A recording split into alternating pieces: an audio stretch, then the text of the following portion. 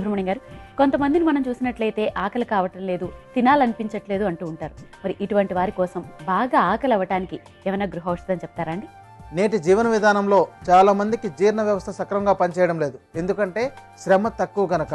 అందుకోసం రోజు ఆహారం తీసుకునే ముందు చిన్న అల్లం ముక్క, కొద్దిగా సైంధవ లవణం ఈ రెండింటినీ కలిపి మాత్రలాగా తయారు చేసి ఆహారం మొదటి ముద్దలో కలిపి తీసుకుంటున్నట్టయితే మీరు తీసుకున్న ఆహారం సక్రమంగా జీర్ణం అవుతుంది. మళ్ళీ తర్వాత పూట తీసుకోవాల్సి వచ్చినప్పుడు చక్కగా ఆకలిస్తుంది. ఇంత మంచి ఔషధాన్ని తప్పనిసరిగా ప్రతి ఒక్కరూ పాటించి జీర్ణ వ్యవస్థను బాగు చేసుకోవచ్చు.